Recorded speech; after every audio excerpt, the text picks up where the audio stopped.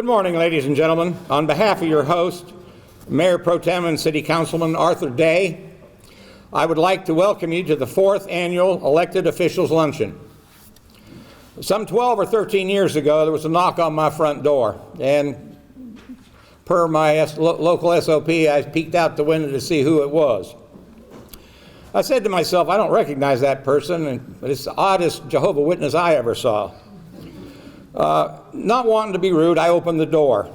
This guy introduces himself as Arthur Day, and he informed me he was running for city councilman for District 3. Now, I started to interrupt him, but he proceeded nonstop to tell me about himself and why he was running for office. I learned that his goal was to improve relations on the city council and to bring about improvements in the city. I learned that he was a local guy, a graduate of Mount Olive High School, and had attended CVCC, the University of North Alabama, and Columbus Technical College. I learned that he had 3 kids and grandchildren. I learned that, like myself, he was a retiree. I also learned that he was an entrepreneur, the owner of T&A Janitorial Services and Lawn Maintenance.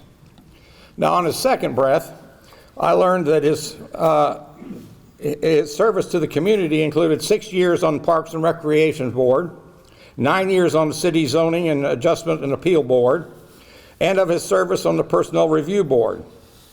He then went on to recite a lengthy list of his volunteer work. Throughout, I continued to nod approvingly. I knew I couldn't get a word in edgewise. But when he finally stopped to take a breath, I saw my opportunity. I said, well, you know, Arthur, this is all good and well, and I wish your campaign luck, but this is District 2. Ladies and gentlemen, it is my honor to introduce your host, City Councilman for District 3, Mayor Pro Tem, and above all, my friend, Arthur Day.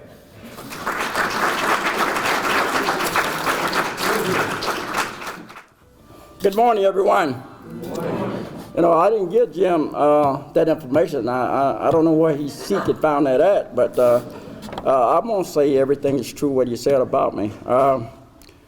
And I have already been given the instructions to make everything short today. It's not time to run for re-election, so I got to cut everything short. But you know, I'm reminded, Jim, I'm reminded when somebody asked me about my wife, uncle, that had moved down here to Fort Mitchell. And when he moved down to Fort Mitchell, he had retired up north. He had bought him a brand new car. He came down, and one Saturday afternoon, he loaded his grandkids up and coming up 165 down there. So he was driving so fast, Jim, and what happened was the grandkids in the back of the car, they said, Granddaddy, there's Christmas light behind you, the blue lights, all them blue lights, Christmas light behind you, Granddaddy. So he says, children, don't bother me right now just to see I'm driving. So he just kept going. So we got all up there past my lot church, came up there by Bethel, church right there on 165. The state trooper pulled up beside him to pull over.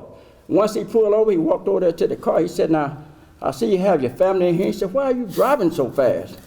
He says, officer, I wasn't driving that fast. He said, but you were speeding. He said, officer, I was not speeding. He said, come in, let me show you something. So he got out of the car. He said, see that sign right back there? It says 165. The officer said, we sure glad we stopped before you got to 431. But anyway, with that being said, I'm so glad that all you guys took time out of your busy schedule to come and be with us today. I'm going to elaborate a little bit later on what the purpose of this luncheon, okay? I'm just going to do that later on, but we're going to move forward. As I said before, they told me not to get up here and talk a long period of time. So I'm just going to cut it right there. Thank you.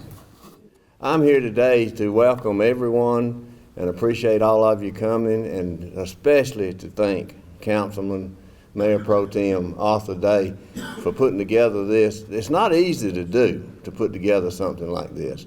Now, I'm not going to try to introduce all the county officials here, because I think later on in the program, everyone gets to introduce themselves and tell a little bit about them. I never heard Arthur quite finish in less than a minute, but he did, and he's a man of his word. But anyway, like I said, welcome everyone to Russell County. If you're from out of town or if you're in town, we're glad to have you here. All the elected officials, appointed officials, hired help, and all you citizens that support us. We're glad you're here. Mr. Corbett, when you are introduced, say a little bit about the ribbon cutting at Crawford. Not too long, though, just a second. Thank you.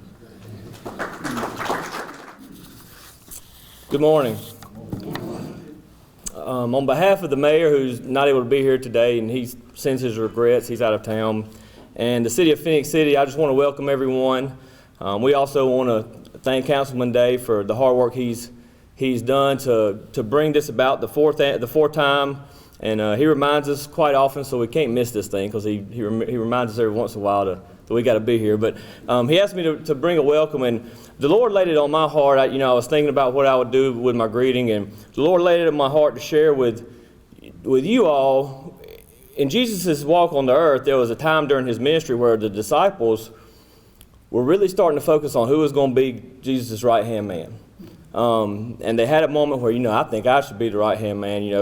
I think I might need to be the right-hand man. And Jesus had to humble them. And the scripture says, I'm going to share in Matthew chapter 20, verse 26, it says, "It shall not be so among you, but whoever would be great among you must be your servant, and whoever would be first among you must be your slave, even as the Son of Man came not to be served, but to serve and to give his life as a ransom for many."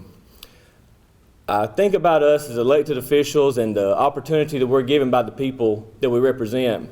And, in politics today, you see a lot of people that sometimes forget about the people they're representing and are concerned with other issues. My hope for us in 2020, for every single one of us, is that for us to understand that if we want to be first, we need to be last. And if we want to be leaders, we need to be servants. And with that said, I want to thank each and every one of you, and just want to thank you for being here today to share this time with us. At this time, I'd like to introduce to you the Garrison Commander of Fort Benning, Colonel Matthew Scalia.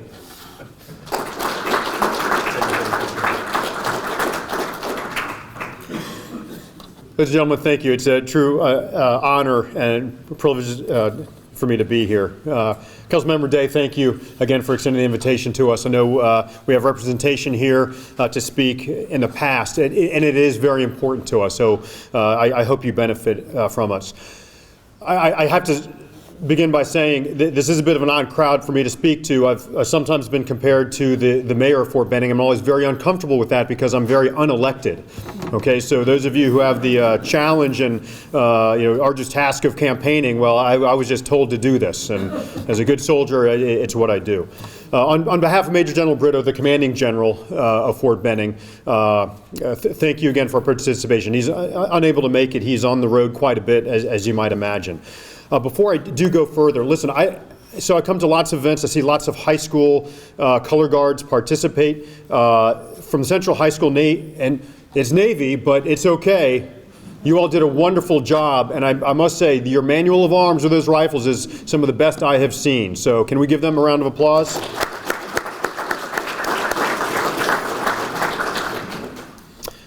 I'd like to echo a couple comments from the beginning of the lunch. Reverend Eliason talked about breaking down barriers through relationships.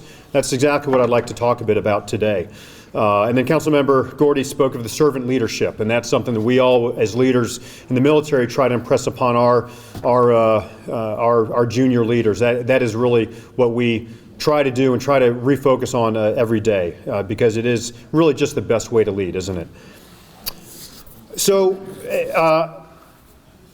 I'd like to share a bit of my background so you can appreciate how I've seen this relationship grow. And by relationship, I mean this military and community relationship over the years. So I'm pretty close to 23. I've been in the Army for 24 and change, and came down to Fort Benning as a brand new infantry lieutenant. My first time in the Deep South. I'm from Virginia, but Northern Virginia doesn't really count. As I drove on to Fort Benning, I saw the Spanish moss, and I thought, okay, I'm in the South. didn't appreciate the area. You know, it was a lot of tough training, Ranger School, Airborne School, the Infantry Officer Basic Course. But I came back a couple of years later, and I stayed for 2.5 years. Dated my now wife. She was in Atlanta at the time, and really then started to see the area. But you know, really all I saw was Columbus. I had one friend who lived in Phenix City. And then came back in 2013. At this point, we have a family. We had three daughters at that point. And we come back and we saw how much this area had grown. And my soldiers, I come to find out, such a large number of my soldiers live on the Alabama side. I couldn't believe it. I couldn't believe the growth. Now, of course, I knew the base realignment and closing. You know, BRAC had occurred. I knew the Armor School had moved down here, so I knew there was growth, but I didn't really appreciate how much of it would be here on the Alabama side. And then I left after 2 years. Left 2015. I came back in 2017, and I just continued to see it grow. I've had just such wonderful jobs here, commanding a basic training battalion. From 13 to 15, and then as the Chief of Operations for the Maneuver Center, 17 to 19 until I took this command here. And in each of those jobs, I've been exposed to the different elements of our partnerships and of our relationships. And I've been impressed, and just I've really, this is our Army home. And I don't mean Fort Benning, I mean this greater Chattahoochee River Valley community. So let me talk about some of the specifics, if I may. So I'd like to talk about the regional partnerships. So the regional partnerships we are focused on as a garrison, and it's my scopics call it just garrison. Really, garrison. I'm along with all the other leaders in Fort Benning, so not just garrison, but all the brigades and all the battalions, because they're all part of this effort for us in community engagement and partnerships. Okay, so we do a lot of partnerships in education, and it's not just because it makes us feel good, although it absolutely does. We love going to schools. We love teaching leadership. We love getting in, reading to children and STEM, a lot of STEM activities. We see the benefit of the relationship for the children, but also for us, in tying us to the community and seeing how we are involved. Majority of soldiers live off post. Okay, about 70% of our soldiers and the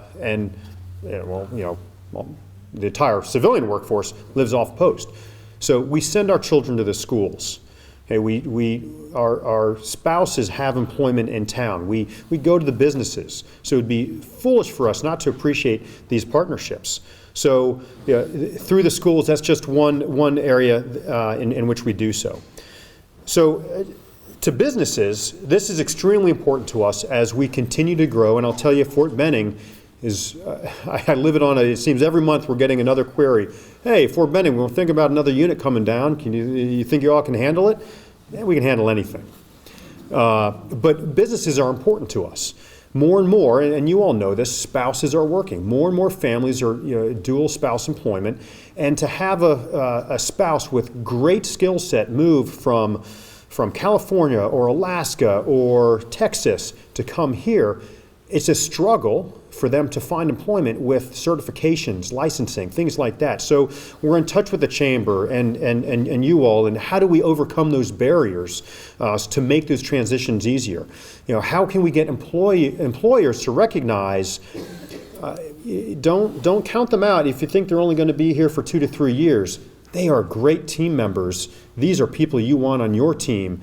These are people you want to employ. And we're doing a lot with innovation in Fort Benning. So again, brief history on Fort Benning for those of you unfamiliar.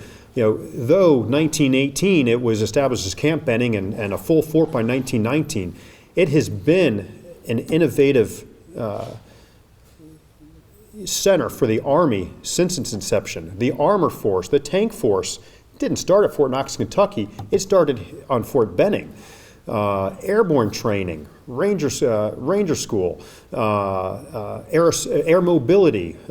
We Were Soldiers. Many of you are familiar with that movie, and General Moore's, Colonel Moore's experience in Vietnam. Those were all innovations begun at Fort Benning. More recently, the Security Force Assistance Brigade, the first of 6 for the Army, stood up here at Fort Benning.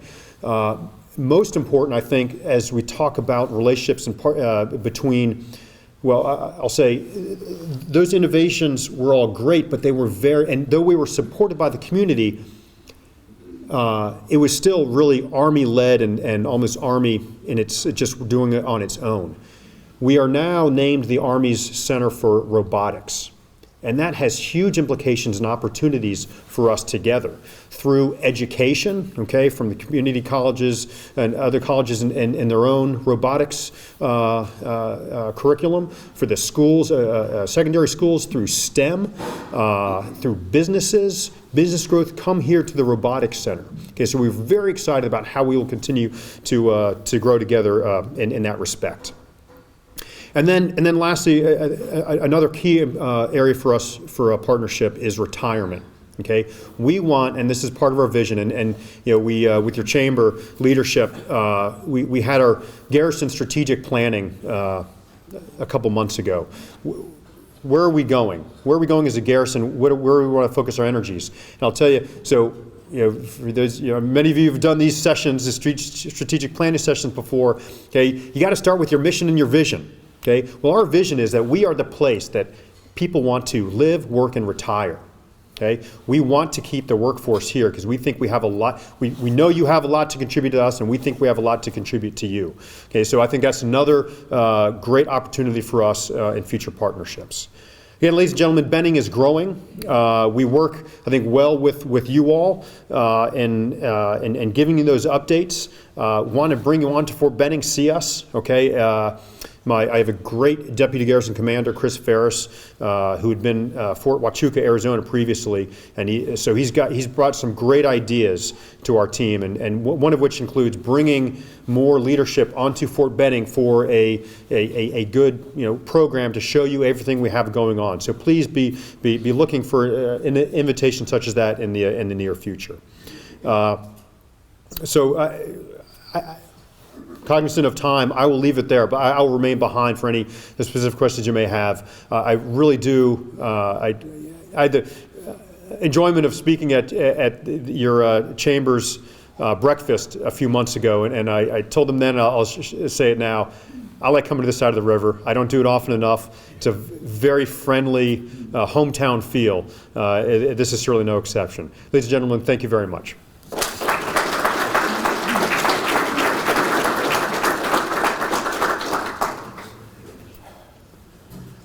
Just to echo the impact that Fort Benning has, I'm from Ohio originally. The Army stationed me down at Fort Benning here 5 times in 22 years. I chose Phenix City as my adopted home. And there's a lot of us. So again, thank you, Colonel. At this time, I'd like to reintroduce our Councilor Day for the closing remarks.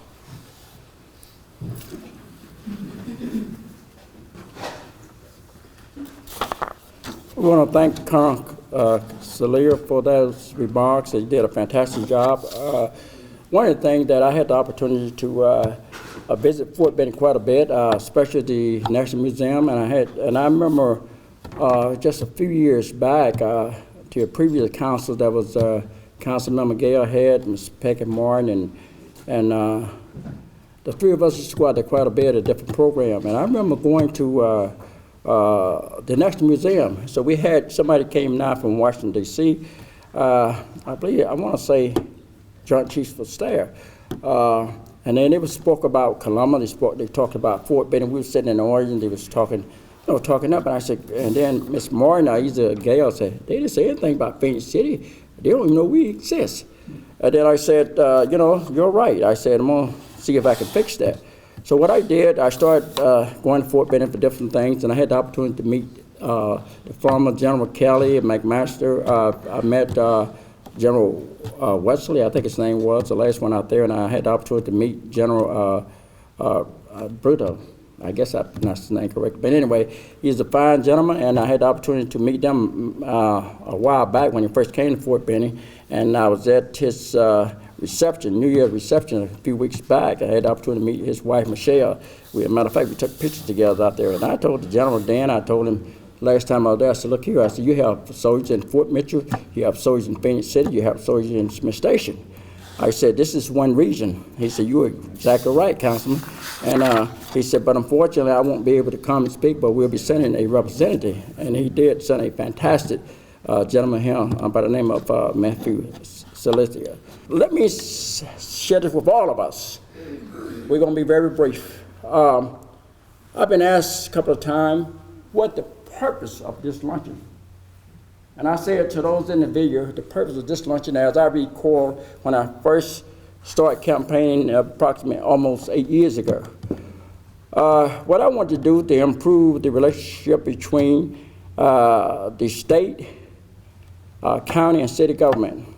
And also I said, if I'm elected, I'll just work with the school system as well. Because this is something I used to tell Ms. Martin all the time. I said, we are right up the street and you guys are right down the street. Ms. Martin and I served on Lee Russell Council government for numerous years, and I'm still serving on that executive board over there. And I'm a guy like this.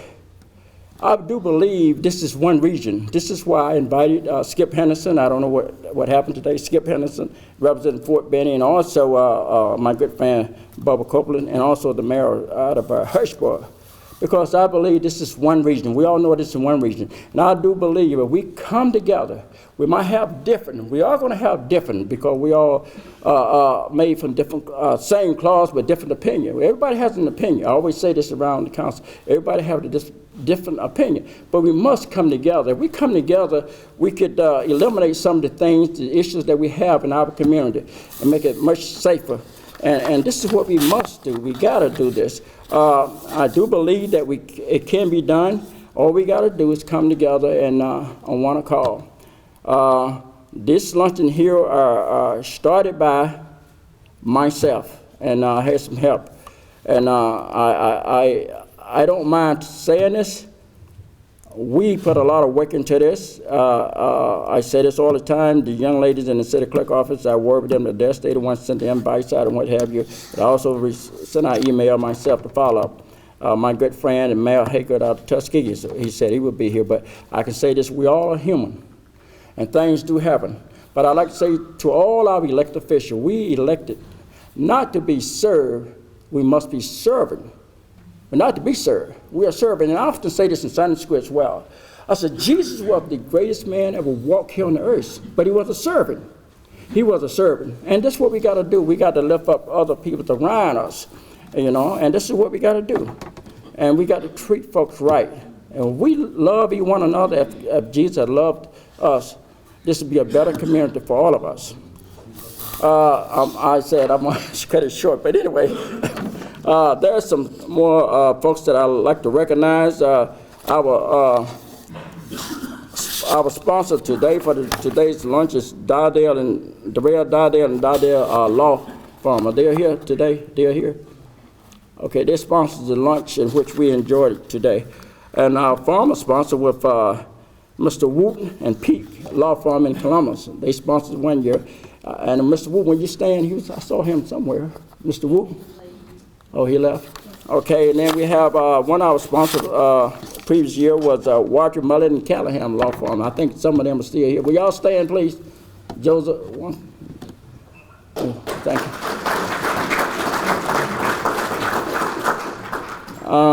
We want to thank you all for that. K&B Catering Service for the food, with the food good. Let's give them a hand as well.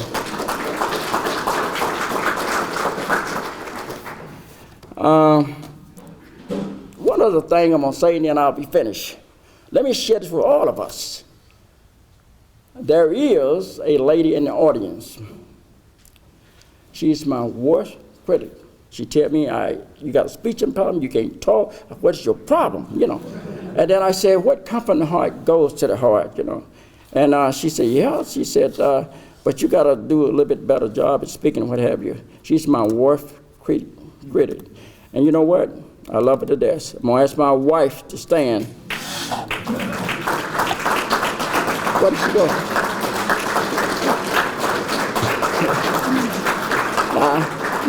Let me share this with all of us. April the 19th, be 49 years, and we did this all without Dr. Phil.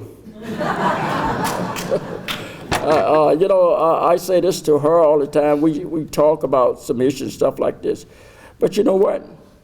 If you just keep treating folks right, keep loving and loving your community, and I do love my community, God will do the rest. And again, I want to thank each and everybody for coming out this morning. I said we at least get out of here about 1 p.m., and I think we on time. I want to thank each and everyone for taking time out of your busy schedule to come by and be with us today. This is something that I look forward to doing each year. This to be redundant here. It's all about getting together, coming together, sitting down at the table. As I said a few minutes ago, we're going to have different, all right. It's going to be some different opinion, but we must come together. And I heard this is Fort Benning. It says, we one force, one fight. I heard this years ago. One force, one fight. This is what we got to do. We're all in this together. And you know what plagued in our community? He'd take all the school system. He'd take the judges, take the lawyers, take the church, take everybody. You know what we up against here is so much violence carrying on. But we come together, I think we can at least slow it down. I'm not going to say we can stop it, but we at least slow it down. And may God bless each one of you all. Thank you for that.